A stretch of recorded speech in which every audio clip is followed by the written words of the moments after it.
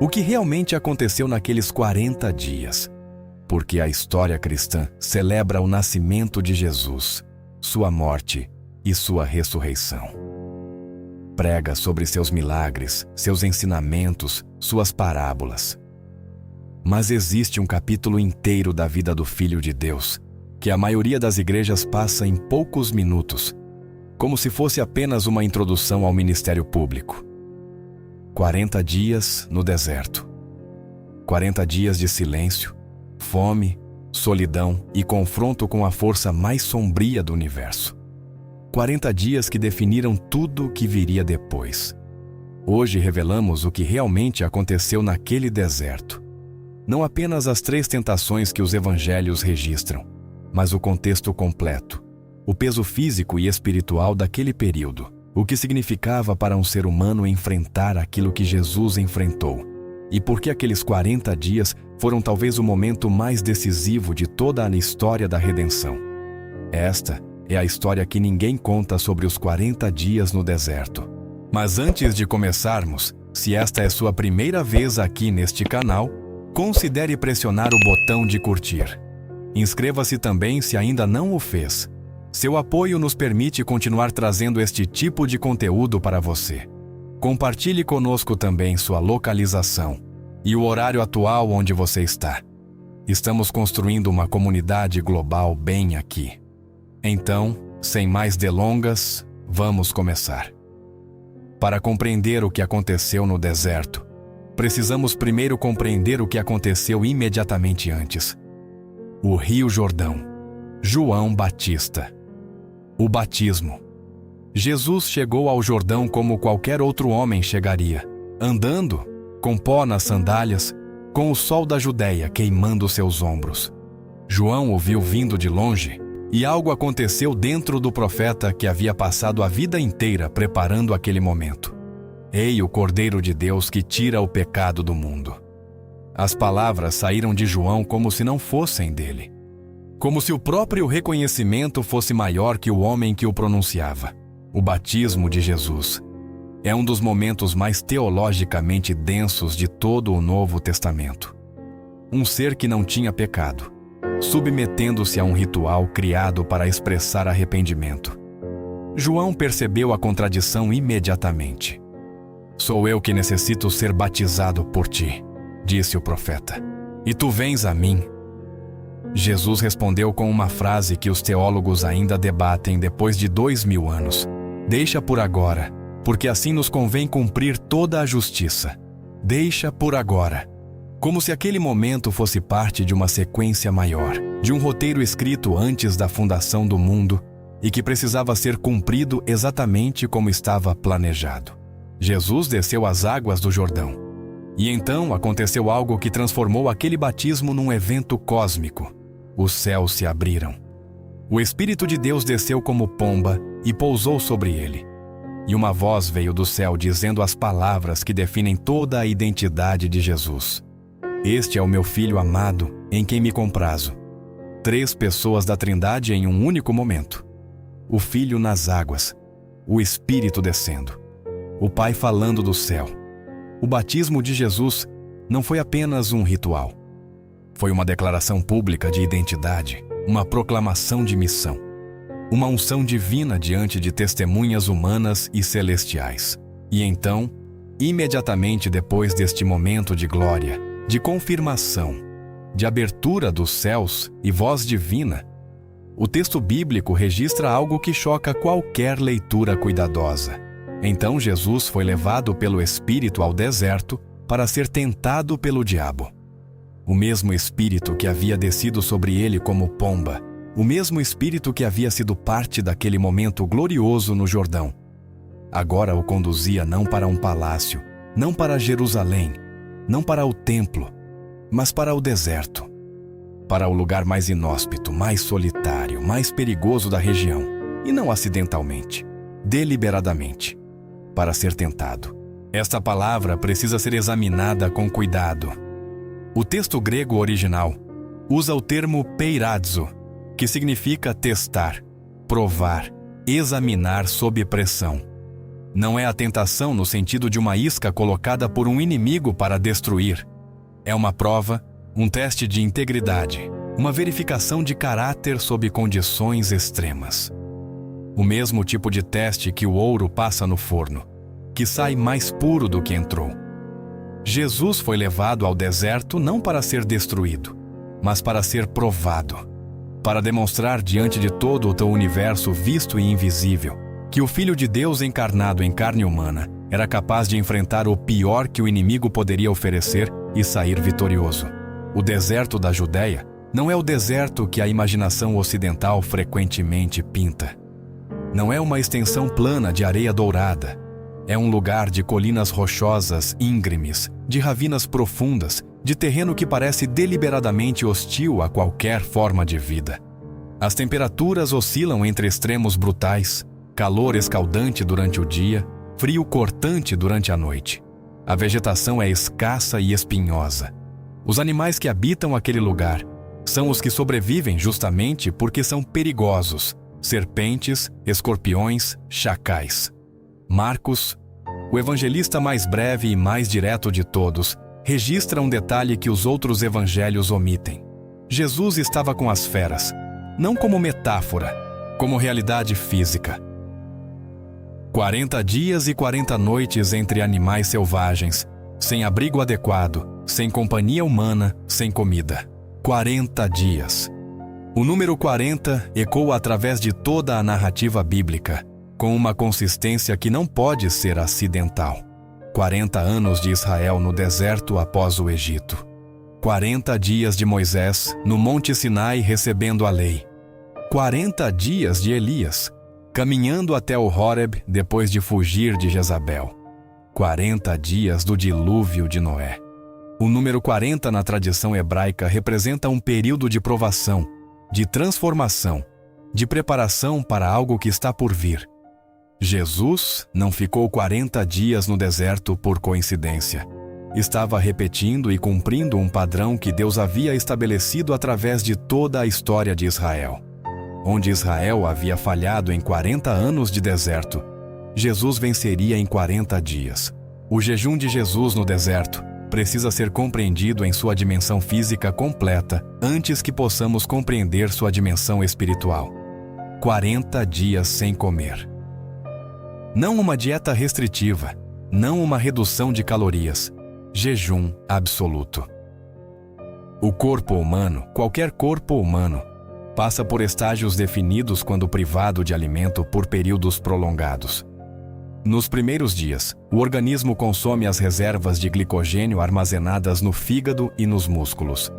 A fome é intensa, mas o corpo ainda funciona com relativa normalidade. Por volta do 3º ou 4º dia, o organismo entra num estado chamado cetose, onde começa a queimar gordura armazenada como combustível primário. A fome, paradoxalmente, diminui um pouco nesta fase, o que explica por que jejuns prolongados são fisiologicamente possíveis. Mas 40 dias é outro território completamente diferente. Depois de semanas sem alimento, o corpo esgota suas reservas de gordura e começa a consumir tecido muscular, incluindo o músculo cardíaco. O sistema imunológico enfraquece drasticamente. A visão pode ser afetada. O pensamento torna-se nebuloso. A fraqueza física é profunda. Os evangelhos registram que no fim dos 40 dias, Jesus teve fome. A palavra usada no grego original é epeinasen, que descreve não um simples desconforto estomacal, mas uma fome aguda, intensa. A fome de um corpo que chegou ao limite de suas reservas. Jesus não estava apenas com fome. Estava no ponto mais vulnerável que um ser humano pode atingir fisicamente. E foi exatamente neste ponto, neste momento de vulnerabilidade máxima, que o diabo apareceu. A escolha do momento não foi acidental. Nunca é. O inimigo não aparece quando estamos descansados, alimentados, cercados de amigos e cheios de fé. Aparece quando estamos exaustos, sozinhos, famintos e no limite.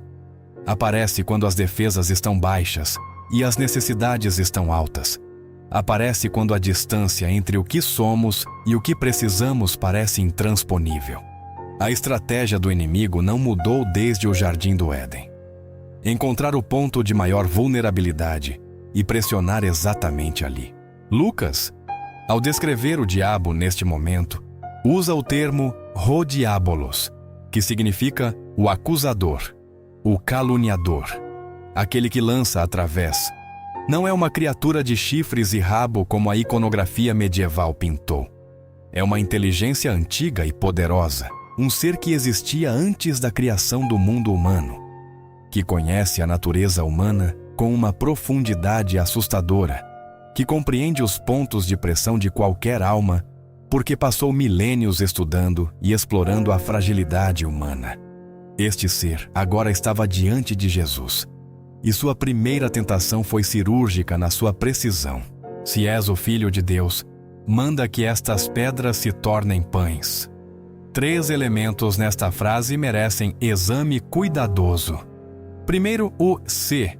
Em grego, o termo ei, usado aqui, não expressa dúvida no sentido de talvez não sejas. Expressa uma condição assumida como real. É mais precisamente traduzido como já que és o Filho de Deus. O diabo não estava questionando a identidade de Jesus. Estava usando aquela identidade como alavanca. Já que tens este poder, por que não o usas para resolver tua necessidade imediata? Segundo, a natureza da tentação em si. Transformar pedras em pão não seria pecado em si mesmo. Jesus havia transformado água em vinho, multiplicaria pães mais tarde. O problema não era o milagre. O problema era o motivo. Usar poder divino para satisfazer necessidade pessoal, para escapar da condição humana que havia escolhido assumir, para tomar um atalho fora do caminho que o Pai havia estabelecido.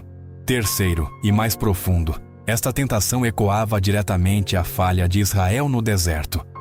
Quando os filhos de Israel estavam no deserto e sentiram fome, murmuraram contra Moisés e contra Deus. Desejaram voltar ao Egito. Priorizaram a necessidade imediata do estômago sobre a confiança na provisão divina. Deus os alimentou com maná, mas o coração deles ficou exposto naquele momento. Jesus estava sendo testado no mesmo ponto onde Israel havia falhado. Poderia ele confiar no Pai mesmo na fome extrema? Poderia ele resistir ao impulso de usar poder para satisfazer necessidade imediata?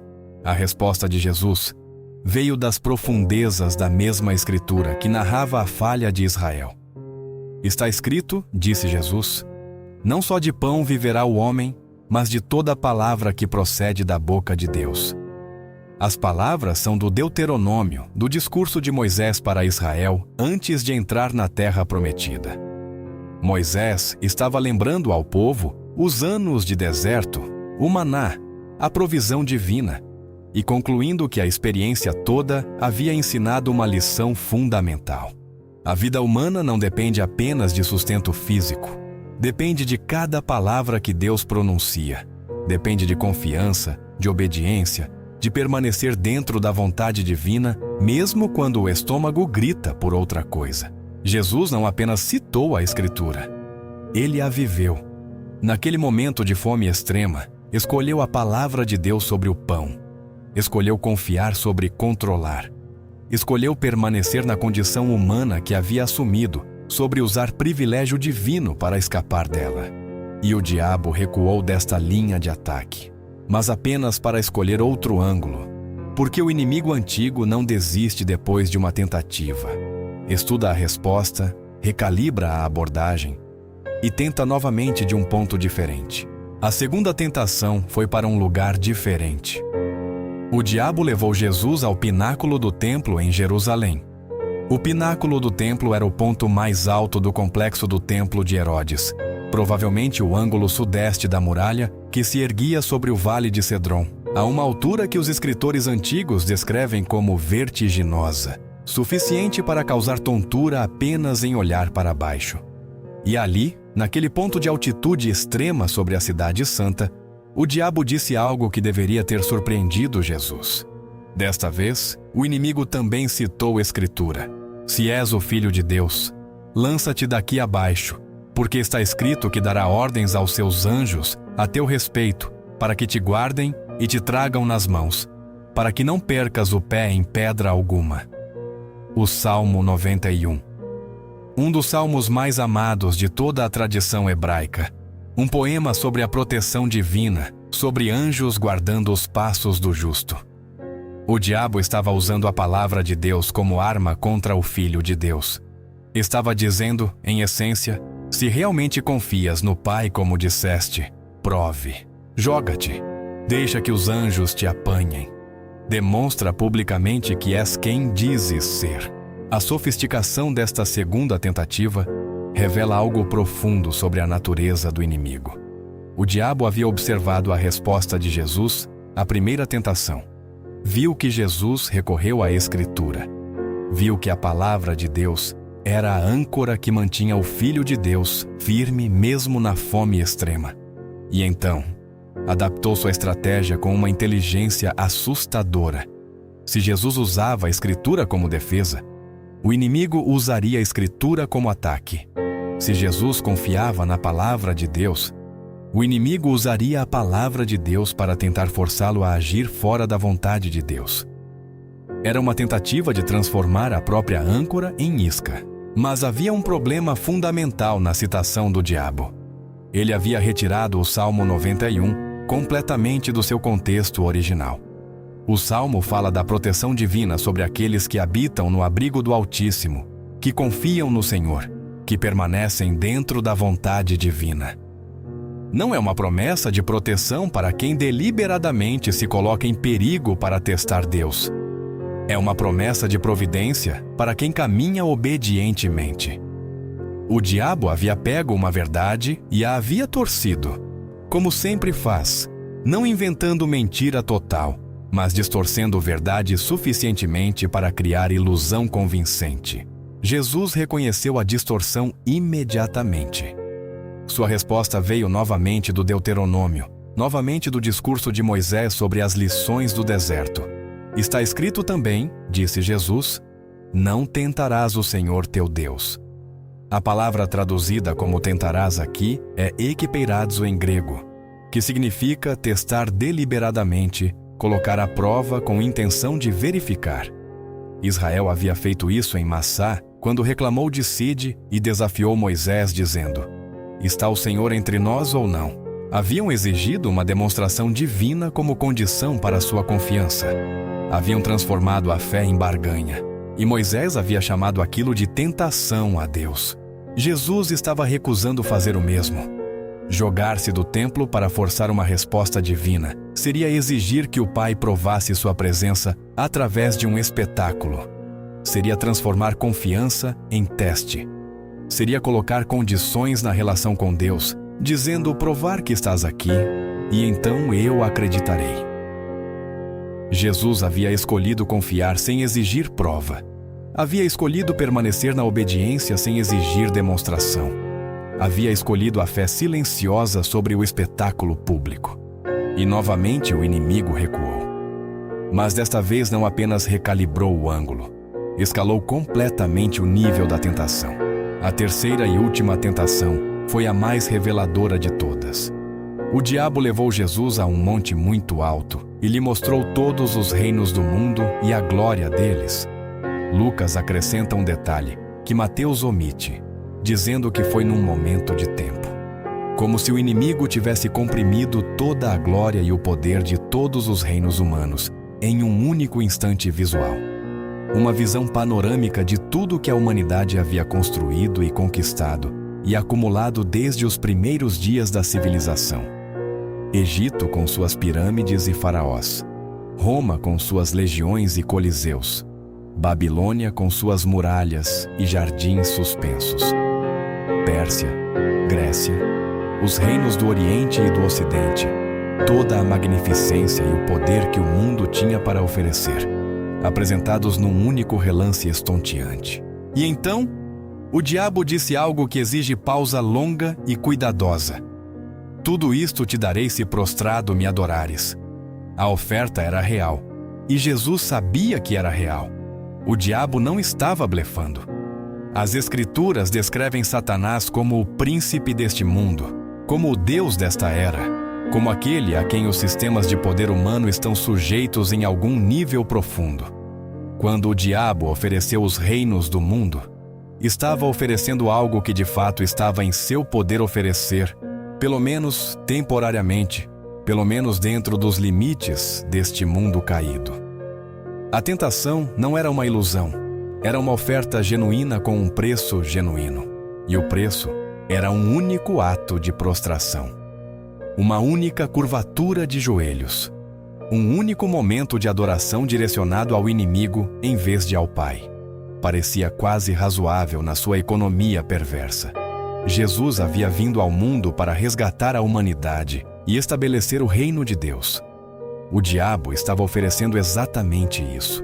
O reino, o poder, a glória, sem a cruz, sem o sofrimento, sem a morte, sem a descida ao inferno, sem os açoites e os espinhos e os pregos. Um atalho para o destino. Uma rota alternativa para o resultado desejado que evitava todo o custo do caminho original. Esta é a tentação mais sedutora de todas, porque ataca não a fraqueza, mas o objetivo. Não oferece prazer proibido, mas resultado legítimo por meio ilegítimo. Não propõe abandono da missão, mas cumprimento da missão sem o sacrifício que ela exige. E é exatamente por isso que é a tentação mais perigosa. Porque quando o diabo nos oferece o destino certo pela rota errada, é muito mais fácil racionalizar a aceitação. O fim justifica os meios. O resultado é o que importa. O atalho parece tão mais sensato que o caminho longo e doloroso. Jesus não deliberou. Não pesou prós e contras. Não considerou a eficiência da oferta. Sua resposta foi imediata e cortante como espada. Vai-te, Satanás. Pela primeira e única vez nos registros das 3 tentações, Jesus usou um comando direto, uma ordem, uma palavra de autoridade que não negociava nem debatia. E então, novamente as Escrituras, novamente o Deuteronômio, novamente Moisés falando para Israel. Ao Senhor teu Deus adorarás, e só a Ele darás culto. Uma linha, uma verdade absoluta, uma fronteira que não dobrava independentemente do que estivesse do outro lado. O diabo partiu. Lucas acrescenta um detalhe perturbador que frequentemente passa despercebido. O diabo se afastou dele até um momento oportuno. Não foi embora derrotado e acabado. Foi embora esperando outro momento, recalculando, aguardando circunstâncias mais favoráveis. A vitória de Jesus no deserto foi real e completa, mas o inimigo não interpretou como derrota final, interpretou como adiamento. E aquele momento oportuno viria no jardim do Getsêmani, na noite antes da crucificação, quando Jesus enfrentaria uma pressão ainda mais intensa que aquela do deserto. Viria através de Pedro, através de Judas, através dos líderes religiosos, através de Pilatos. O deserto foi o primeiro round de um confronto que só seria definitivamente resolvido na cruz e no túmulo vazio. Mas algo mais aconteceu depois que o diabo partiu. Os anjos vieram e o serviam. A palavra serviam em grego é diakonon, de onde vem diácono, aquele que serve, que atende às necessidades. Os anjos não vieram apenas para parabenizar Jesus pela vitória.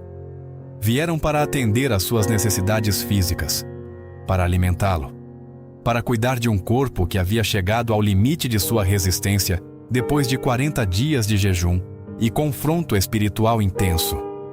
A mesma cena havia ocorrido com Elias no deserto, quando o profeta exausto foi tocado por um anjo que trouxe comida e água. O servo de Deus, que havia suportado o limite, recebia cuidado divino depois da provação. O que Jesus trouxe do deserto não pode ser compreendido sem entender o que ele deixou para trás. 40 dias de confronto com o inimigo mais antigo e mais poderoso do universo criado. 40 dias de fome física que chegou ao limite da resistência humana. 40 dias de solidão absoluta num terreno hostil entre animais selvagens. 40 dias de pressão espiritual que nenhum ser humano antes ou depois jamais experimentou na mesma intensidade.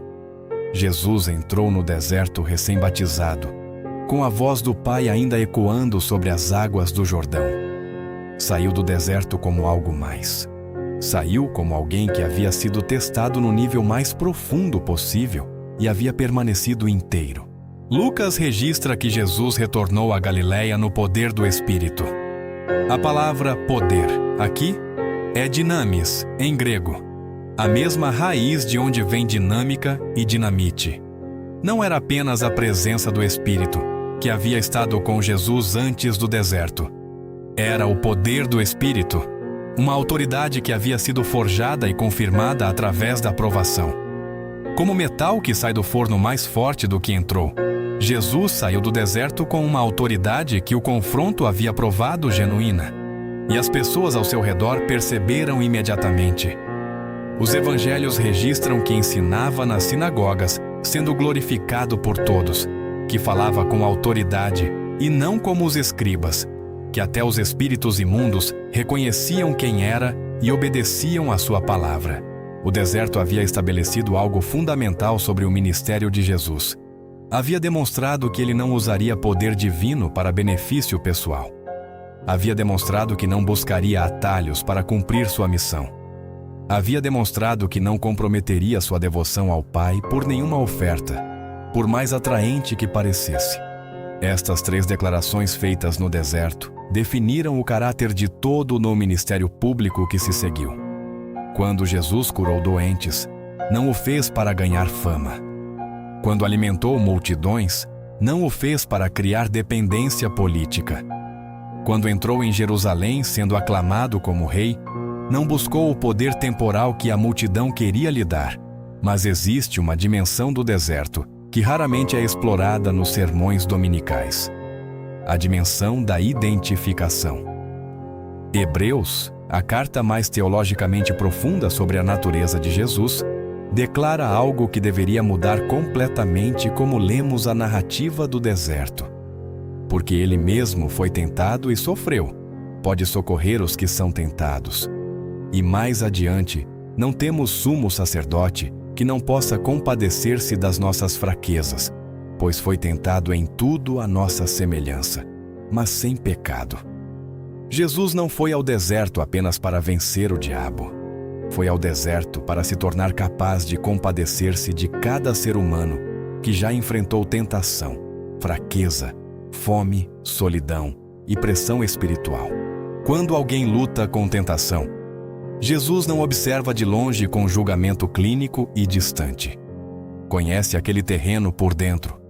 Conhece o peso da fome que grita mais alto que a consciência. Conhece a pressão da oferta que parece razoável, mas exige traição. Conhece a vertigem do momento em que tudo o que foi prometido parece estar do outro lado de uma única decisão errada. O deserto de Jesus não foi apenas uma vitória espiritual cósmica.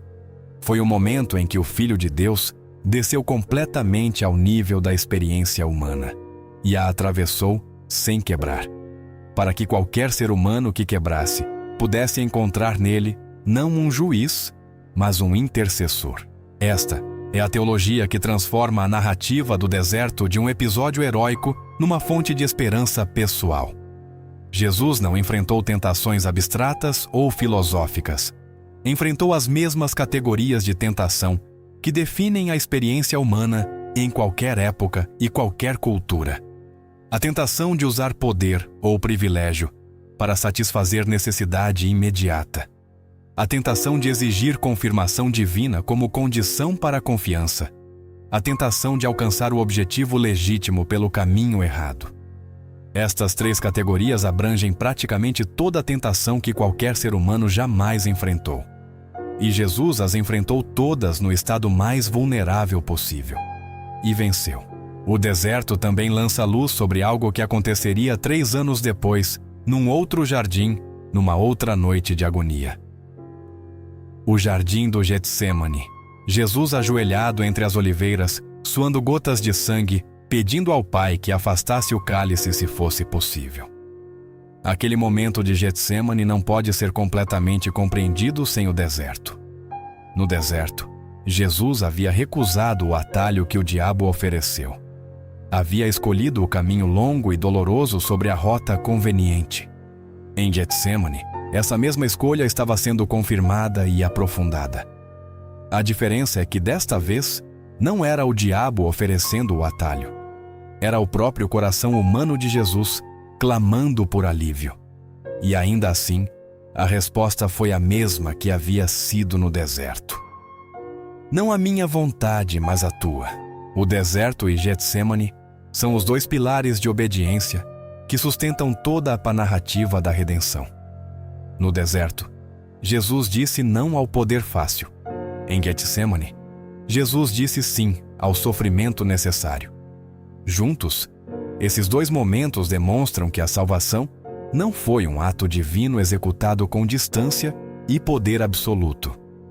Foi uma escolha humana repetida sob pressão máxima, confirmada no momento mais difícil, sustentada pela mesma confiança no Pai, que havia sido forjada entre as pedras e o sol do deserto da Judéia. Os 40 dias também estabeleceram o padrão de como Jesus lidaria com o diabo pelo resto de seu ministério. Quando os fariseus exigiram um sinal do céu para provar sua autoridade, Jesus recusou. A geração má e adúltera pede um sinal, disse ele. Mas nenhum sinal lhe será dado, exceto o sinal de Jonas.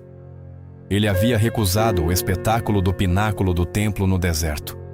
Continuaria recusando qualquer demonstração de poder que servisse mais para impressionar do que para salvar.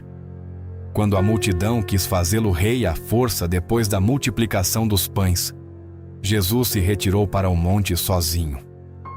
Havia recusado os reinos do mundo no deserto. Continuaria recusando qualquer forma de poder que não viesse do Pai pelo caminho que o Pai havia estabelecido. E quando Pedro, na última semana antes da crucificação, sacou a espada no Getsêmani para defender Jesus, o mestre o repreendeu imediatamente. Ou pensas que não posso agora orar a meu Pai e ele me enviaria mais de 12 legiões de anjos? As 12 legiões de anjos estavam disponíveis. O poder estava ali. A opção de escapar existia. E Jesus a recusou com a mesma firmeza com que havia recusado as pedras transformadas em pão, o salto do pináculo e os reinos do mundo. O deserto havia estabelecido um padrão de obediência que nem o sofrimento extremo conseguiria quebrar. Existe uma pergunta que poucos fazem sobre os 40 dias no deserto, mas que merece resposta cuidadosa. Por que 40 dias? Por que não um dia, uma semana, um mês? Por que exatamente 40? A resposta está enterrada na estrutura da narrativa bíblica inteira, num padrão que Deus estabeleceu desde os primeiros livros e que Jesus veio não abolir, mas cumprir. Israel passou 40 anos no deserto depois do Egito. 40 anos de provação, de murmúrio, de falha e de aprendizado. De uma geração inteira sendo moldada para receber a herança que Abraão havia sido prometido. E no fim desses 40 anos, a geração que havia nascido no deserto entrou na terra prometida. A geração que havia saído do Egito não entrou. Havia falhado nos testes do deserto. Jesus recapitulou em 40 dias o que Israel havia vivido em 40 anos. Onde Israel havia murmurado por comida, Jesus confiou. Onde Israel havia tentado a Deus em Massá, Jesus recusou tentar. Onde Israel havia se prostrado diante do bezerro de ouro, enquanto Moisés estava no monte, Jesus recusou se prostrar diante do diabo, mesmo diante da oferta de todos os reinos. Jesus fez em 40 dias o que o povo escolhido não havia conseguido fazer em 40 anos. E ao fazer isso, abriu o caminho para uma herança muito maior que a terra de Canaã. Abriu o caminho para a redenção de toda a humanidade. Paulo compreendeu esta conexão com uma profundidade extraordinária. Em sua primeira carta aos Coríntios, ao discutir as tentações que os cristãos enfrentam, escreve que as experiências de Israel no deserto aconteceram como exemplos para nós. Não apenas como história, como padrão, como espelho. E então declara uma das promessas mais poderosas de todo o Novo Testamento. Não vos sobreveio tentação que não fosse humana, Mas Deus é fiel e não permitirá que sejais tentados além do que podeis suportar. Pelo contrário, com a tentação proverá também o meio de a superardes para que a possais suportar. Esta promessa não seria possível sem o deserto. É fundamentada no fato de que Jesus enfrentou tentação humana em sua forma mais intensa e a superou. O meio de superação que Deus provê para cada crente tem forma e substância, porque Jesus o percorreu primeiro. A narrativa do deserto também lança luz sobre algo que acontece na vida de cada pessoa que decide seguir a Deus de maneira genuína. O padrão do Jordão seguido pelo deserto não é exclusivo de Jesus. É um padrão que se repete através de toda a história bíblica e através da experiência de incontáveis seguidores de Deus em todas as épocas. Moisés teve seu encontro com Deus na sarça ardente e foi imediatamente enviado para o confronto mais difícil de sua vida, diante do faraó mais poderoso do mundo. Elias teve sua vitória espetacular no Monte Carmelo e foi imediatamente lançado na depressão mais profunda de sua vida, fugindo de Jezabel pelo deserto. Paulo teve seu encontro dramático com Jesus na estrada de Damasco e foi imediatamente enviado para anos de isolamento na Arábia antes de começar seu ministério público. O padrão é consistente. Encontro com Deus, confirmação de identidade e chamado, seguido imediatamente por provação. Como se Deus deliberadamente permitisse que o momento de maior clareza fosse seguido pelo momento de maior pressão. Como se a confirmação celestial precisasse ser ancorada na provação terrena para se tornar mais do que emoção ou experiência passageira. O batismo de Jesus no Jordão foi glorioso, mas a glória do Jordão precisava ser testada no deserto para se tornar fundação sólida, sobre a qual um ministério inteiro pudesse ser construído. A voz do Pai tinha que ser mais forte que a voz do inimigo, e a única forma de provar isso era deixar que as duas vozes falassem e observar qual Jesus obedecia. Esta é uma das verdades mais importantes que os 40 dias no deserto ensinam para qualquer pessoa de fé. Que os momentos de maior provação frequentemente seguem os momentos de maior confirmação. Que o deserto depois do Jordão não é sinal de abandono divino, mas de confiança divina. Que Deus não envia ao deserto aqueles que não pode confiar que voltarão. E que o que é forjado no deserto, na fome, na solidão, no confronto com as vozes que propõem atalhos e prometem glória pelo preço errado, é mais real e mais duradouro do que qualquer experiência que não custou nada. Jesus saiu do deserto e foi para a Galileia. Entrou numa sinagoga em Nazaré, sua cidade natal, e pediu o rolo do profeta Isaías. Desenrolou até encontrar o trecho que procurava e leu em voz alta para todos que o conheciam desde criança. O Espírito do Senhor está sobre mim, porque me ungiu para evangelizar os pobres. Enviou-me para proclamar libertação aos cativos e restauração da vista aos cegos, para pôr em liberdade os oprimidos e proclamar o ano aceitável do Senhor. Então enrolou o rolo, devolveu ao assistente, sentou-se, e todos os olhos na sinagoga estavam fixos nele. E então disse as palavras que ainda ecoam 2000 anos depois.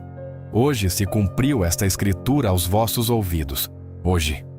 Não no futuro distante, não numa era escatológica ainda por vir. Hoje. O deserto havia terminado, a provação havia sido superada, o ministério havia começado. E a primeira declaração pública de Jesus sobre quem era e o que havia vindo fazer não fez referência a poder ou glória ou reino. Fez referência aos pobres, aos cativos, aos cegos, aos oprimidos, os mais vulneráveis, os mais fraturados. Aqueles que conheciam por experiência própria o que era estar no limite, sem recursos, sem saída, sem esperança visível. Jesus havia estado no deserto faminto e sozinho e pressionado. E ao sair do deserto, foi direto para as pessoas que viviam em seu próprio tipo de deserto. Os 40 dias não foram apenas provação pessoal de Jesus, Foram a fundação de uma compaixão que conhecia o que estava falando. Quando Jesus disse bem-aventurados os que têm fome e sede de justiça, havia conhecido fome real. Quando disse não vos preocupeis com o que haveis de comer, havia passado 40 dias sem comer e havia confiado. Quando disse ao diabo que o homem não vive só de pão, havia provado aquela verdade no próprio corpo. Suas palavras não eram filosofia abstrata. Eram testemunho forjado na experiência mais intensa que um ser humano pode atravessar. A história dos 40 dias no deserto termina com anjos servindo Jesus. Mas a história que os 40 dias tornaram possível ainda não terminou. Cada vez que alguém resiste à tentação de usar atalho para alcançar objetivo legítimo, ecoa a primeira vitória do deserto. Cada vez que alguém recusa exigir confirmação divina como condição para confiar, ecoa a segunda. Cada vez que alguém escolhe o caminho longo e doloroso da obediência sobre a rota conveniente, que exige compromisso, ecoa a terceira. O deserto de Jesus não ficou no passado. Vive em cada escolha, que qualquer seguidor seu faz, quando as vozes propõem atalhos e a fome grita mais alto que a consciência, e o caminho à frente parece impossível de percorrer. Jesus percorreu aquele caminho primeiro. Deixou pegadas no deserto. E para qualquer um que esteja atravessando seu próprio deserto hoje, faminto, sozinho, pressionado, ouvindo vozes que propõem saídas mais fáceis, existe uma promessa ancorada naqueles 40 dias. Não estás sozinho neste deserto. Aquele que o percorreu antes de ti conhece cada pedra, cada ravina, cada momento em que a fome parece maior que a fé. E ele que saiu do deserto no poder do Espírito pode fazer o mesmo por qualquer alma disposta a confiar que o deserto não é o fim da história. É apenas o começo do ministério.